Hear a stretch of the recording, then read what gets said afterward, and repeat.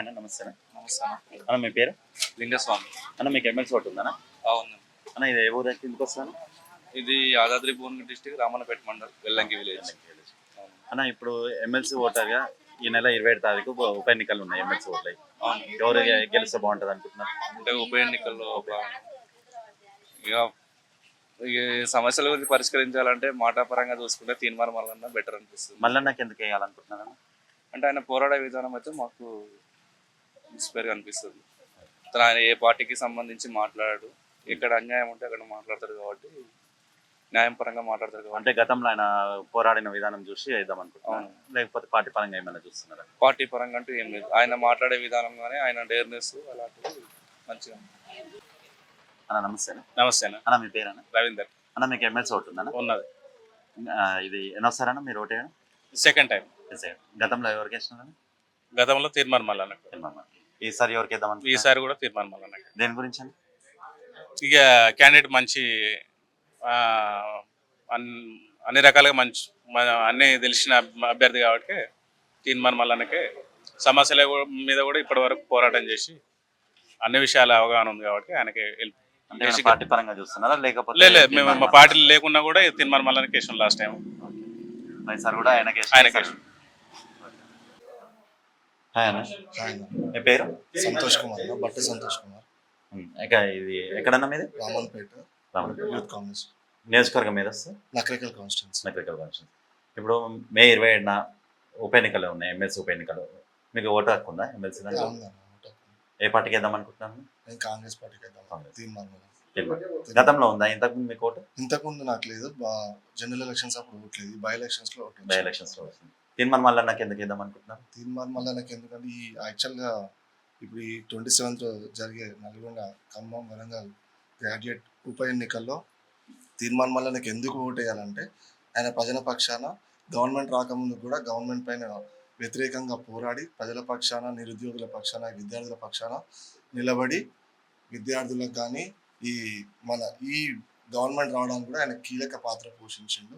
ప్రతి ఎమ్మెల్యే మీద ఆయన వ్యతిరేకంగా వాళ్ళు చేసిన అవినీతిని అవన్నీ బయటికి తీసుకొచ్చి మీడియా ముందు ప్రతిరోజు, ఏ రోజు కూడా ఆయన విశ్రాంతి తీసుకోకుండా ప్రతిరోజు మార్నింగ్ క్యూ న్యూస్లో మనకి ముందుకొచ్చి ఇవన్నీ సోషల్ మీడియా ద్వారా తెలియజేసిండు. అంటే ఇప్పుడు ఆయన గతంలో చేసిన ప్రజాప్రతినిధులు అవినీతి తీసినందుకు అనుకుంటున్నారా లేకపోతే కాంగ్రెస్ పార్టీ నుంచి పోటీ చేస్తున్నందుకు ఓటేద్దాం అనుకుంటున్నారా? అతను అంతకుముందు కాంగ్రెస్ పార్టీ, గవర్నమెంట్ రాకముందు కాంగ్రెస్ పార్టీలో లేడు. మల్లారెడ్డిని తీసుకొని ఆయన చేసిన భూ కబ్జాలు కానీ ఇవన్నీ బయట పెట్టి సోషల్ మీడియాలో యాక్టివ్గా ఉండి మార్నింగ్ న్యూస్ తోటి ప్రజలకి, విద్యార్థులకి, వీళ్ళందరికీ అవగాహన వచ్చేలా కీలక పాత్ర పోషించాడు. ఇంకో విషయం చెప్పాలంటే గవర్నమెంట్ రావడంలో కూడా సోషల్ మీడియాలో చాలా కీలక పాత్ర పోషించాడు. ఇక్కడ మనకేమైనా ఉన్న సమస్యలు ఏమైనా వాళ్ళ దృష్టికి ఎప్పుడైనా మీరు తీసుకెళ్ళినారా? తీన్మార్ మల్లన్న దృష్టికి ఇప్పటివరకు ఎప్పుడు తీసుకెళ్ళలేదు. లాస్ట్ టైం కూడా లాస్ట్ టైం యాక్చువల్గా నాకు ఓటాకు లేకుండా నేను general elections Nalgonda, Khammam, Warangal graduate general elections నేను ప్రచారం చేసిన. కాంగ్రెస్ పార్టీ వాస్తవానికి అప్పుడు నేను కాంగ్రెస్ పార్టీ తరఫున ప్రచారం చేసిన రాముల్ నాయక్కి. కాకపోతే అప్పుడు తీన్మార్ మల్లన్న ఇండిపెండెంట్ ఉండే, మేము పార్టీ కోసం చేసినాం.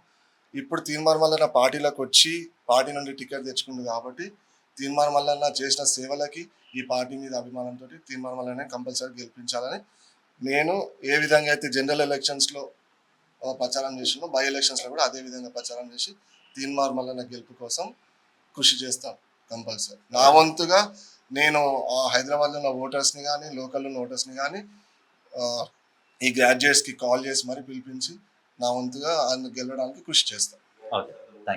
గ్రాడ్యుయేట్స్ అందరు కూడా ఈ న్యూస్ ద్వారా తెలియజేస్తున్నాను, గ్రాడ్యుయేట్స్ అందరు కూడా ఎక్కడున్నా ఆ ఓటును వినియోగించుకోవడానికి తమ తమ ఊర్లో కానీ ఎక్కడికి వచ్చి ఆ ఓటును వినియోగించుకోవాలని కోరుకుంటున్నాను.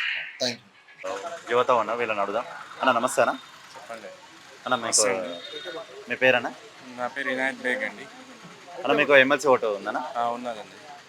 ఇంతకుముందు వేసారా ఇదే ఫస్ట్ టైం? ఇంతకుముందు కూడా వేసాను. ఓకే అన్న. ఇప్పుడు ఎవరికే ఓటేద్దామని అనుకుంటున్నారనే ఈ ఎమ్మెల్సీ ఉప ఎన్నికల్లో? మరి గత ప్రభుత్వాల అవినీతి ప్రభుత్వాలను ప్రశ్నించే గొంతు మన తీన్మార్ మల్లన్న. ఆయనకు తప్ప ఈసారి అత్యధికంగా ఓట్లు వేసి ఎమ్మెల్సీ ఓట్లు చట్టసభలకు పంపించాలని. మల్లన్నకి ఎందుకు ఓటు వేయాలనుకుంటున్నాను? అది గత ప్రభుత్వాన్ని అవినీతిని బయట బయలు చేయడం కానీ ప్రశ్నించే గొంతు మల్లన్న. మరి అన్ని విధాలుగా అవగాహన తీసుకొని ప్రతి ఇష్యూ మీద మరి మల్లన్న గట్టిగా అడగడం జరిగింది. అవినీతిని బట్టబయలు చేయడం జరిగింది. దాని గురించి మళ్ళీ ఈ ప్రశ్నించే గొంతు ఉంటే మరి సమాజానికి కానీ మరి అన్ని విధాలుగా అది బాగుంటుంది కాబట్టి మరి మీ తీన్మార్ మల్లన్నకి అత్యధిక మెజారిటీతో గెలిపించాలని. ఇప్పుడు మల్లన్న కూడా ఆర్టీఆర్ రైట్ టు రికాల్ అనేసి చెప్తున్నారు ఒక మాట. దాన్ని మీరు ఏ విధంగా చూస్తారన్నా? ఒకవేళ తాను చేసిన పని డెవలప్ చేయకపోతే, చెప్పిన పనులు చేయకపోతే నన్ను మళ్ళీ రీకాల్ చేయొచ్చు ఓటర్లు అని చెప్పేసి ఆర్టీఆర్ అని చెప్తున్నారు. దాన్ని మీరు ఏ విధంగా చూస్తారని? అది చాలా గొప్ప విషయం. అలా చెప్పడం అంటే మామూలు వ్యక్తులు చెప్పరు. ఇలాంటి విషయం చెప్పడం అంటే చాలా గొప్ప విషయం. అంటే ఇప్పుడు ఆయన ఆర్టీఆర్ అని చెప్పడం ద్వారా ప్రజలకు ఓటర్లకు ఏమైనా భరోసా ఇవ్వబోతున్నారా, లేకపోతే ఏమని అనుకుంటున్నారు దాన్ని? ఖచ్చితంగా భరోసా ఇస్తారు ప్రజలకు. ఆ మాట ద్వారా మరి నన్ను ప్రశ్నించట్టు అని ప్రశ్నించకపోతే అడగడం అనేది చాలా మంచి విషయం. మొత్తానికి మీరైతే తీన్మార్ మల్లన్నకు ఓటేస్తానని అంటున్నారు. ఇంకా అది పార్టీ పరంగా చూస్తున్నారా, లేకపోతే ఆయన వ్యక్తిగతంగా చూస్తున్నారు? వ్యక్తిగతంగా కానీ, పార్టీ పరంగా కానీ, వ్యక్తిగతంగా కానీ తీన్మార్ మల్లన్న ఎప్పుడైనా ప్రజల పక్షాన నిలబడి ప్రజల గురించి ప్రతి విషయంలో ప్రశ్నించడం జరిగింది గత ప్రభుత్వాలను. దాని గురించి ఆయన ఫుల్గా సపోర్ట్ చేయాలని అనుకుంటున్నాం. ఓకేనా, థ్యాంక్ యూ. చెప్పండి మీరు ఏ పార్టీ అయితే బాగుంటుంది? 100% కాంగ్రెస్ పార్టీ అన్న, మాది కాంగ్రెస్ పార్టీ. మీరు కాంగ్రెస్ పార్టీ అని చెప్పేసి సపోర్ట్ అంటున్నారా, లేకపోతే ఏ విధంగా?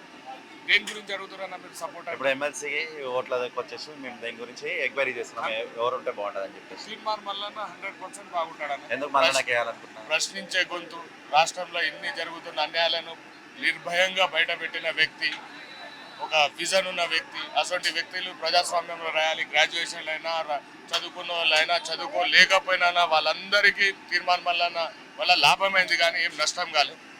చెప్పండి. ఓకే, దాని గురించి అని చెప్పేసి మల్లన్నకి తప్పకుండా మల్లన్నకి గ్రాడ్యుయేట్స్ కి 100% గ్రాడ్యుయేషన్ కి మేము 100% చేస్తాం. గ్రాడ్యుయేషన్లోనే తీన్మార్ మల్లన్నకి వేపించడానికి ప్రయత్నిస్తాం. ఆయన భారీ మెజార్టీతో గెలవబోతున్నారన్న.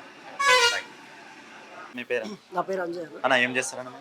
నేను మామూలుగా అయితే ఎంఆర్ఓ ఆఫీస్లో బిల్లవారి కింద చేస్తాను. ఓకే, మీకు ఎమ్మెల్సీ ఓటు ఉందన్న? ఉందన్న. అన్న 27 తారీఖున ఉప ఎన్నికలు ఉన్నాయి కదా, ఎమ్మెల్సీ ఉప ఎన్నికలు. ఎవరికి ఓటు వేద్దాం అనుకుంటున్నారన్న? నేను ప్రజెంట్ అయితే తీన్మార్ మల్లన్నకి వేద్దాం అనుకుంటున్నాను. ఎందుకు మల్లన్నకి వేద్దాం అనుకుంటున్నారన్న? ఎందుకంటే ఆయన గతం నుంచి అయినా కానీ న్యూస్ ఛానల్ పెట్టి కూడా చాలా వరకు పాపులేషన్కు ఈ మోటివేషన్ చేసేంత గైడెన్స్ ఆయన తీసుకుంటుండు. ఇంకోటి, ప్రభుత్వాలు చేసేటువంటి ప్రతి సమస్యను, ప్రభుత్వాలు ఏదైతే కార్యక్రమాలు తీసుకుంటున్నాయో ప్రజలకి ఇచ్చిన వాగ్దానాలను పక్కన పెడుతున్నారు. కాబట్టి తీన్మార్ మల్లన్న అనే ఆయన వ్యక్తి ఏం చేస్తుందంటే ప్రభుత్వాన్ని ఓ గుండుపిన్నిలాగా కూర్చుతూ ఉండు. ఇంకోటి ఏంటంటే ఇప్పుడు నిరుద్యోగుల పట్ల కానీ, ఉద్యోగస్తుల పట్ల కానీ, విద్యార్థుల పట్ల కానీ ఏ ప్రభుత్వానికి కూడా చిత్తశుద్ధి లేదు ఇప్పటి వరకు. ఇప్పుడు కాంగ్రెస్ గవర్నమెంట్ మీద ఒక నమ్మకం అనేది ఉంది. రేవంత్ రెడ్డి గారు అది ఖచ్చితంగా సాధ్యమైనంత వరకు. ఇప్పుడు మల్లన్న కూడా రైట్ టు రికాల్ అని చెప్పేసి ఒకటి అంటున్నారు. దాన్ని ఏ విధంగా చూస్తారు? ఒకవేళ నేను పని చేయకపోతే నన్ను మళ్ళీ రీకాల్ చేయొచ్చు అని చెప్పేసి అని అంటున్నారు కదా, దాన్ని ఏ విధంగా చూస్తారు మీరు? అది ఒకటి అన్న. మల్లన్న గారు కనుక ఇప్పుడు ఎమ్మెల్సీగా అభ్యర్థిగా గెలుపు అనేది ఖచ్చితంగా సాధ్యమవుతుంది. ఆయన గెలిచినా కానీ ప్రభుత్వంలో ఉండి కూడా ప్రభుత్వంతో చర్చలు జరిపినా కానీ ఉండి ఆయన మళ్ళీ గవర్నమెంట్ ని ప్రశ్నిస్తారని అనుకుంటున్నారా మీరు? గవర్నమెంట్ ప్రశ్నించడు కాదన్న. విద్యార్థుల పట్ల, నిరుద్యోగుల పట్ల ఆయన ఏంటంటే ప్రభుత్వానికి ఒక సొల్యూషన్ అనేది ఇవ్వగలుగుతాడు. ప్రతి సమస్యను విద్యార్థుల పట్ల ఈ సమస్య ఇలా ఉంది, అది హాస్టల్ వసతుల పరంగానే కానివ్వండి, కాలేజీల పరంగానే కానివ్వండి, అక్కడ ఉన్నటువంటి ఫ్యాకల్టీ కానీ ఏది ఉన్నా కానీ లోపాలు ఉంటే ఆ లోపాలను గురించి ప్రభుత్వానికి వివరించే ఛాన్స్ ఉంది. ఆ రకంగా ప్రభుత్వాన్ని అడిగి ఏ సమస్య ఉందో ఆ సమస్యను పరిష్కరించే మార్గదర్శనంలో మాత్రం ఆయన పనిచేస్తాడని ఒక నమ్మకం అయితే నాకు ఉంది. Okay, thank you.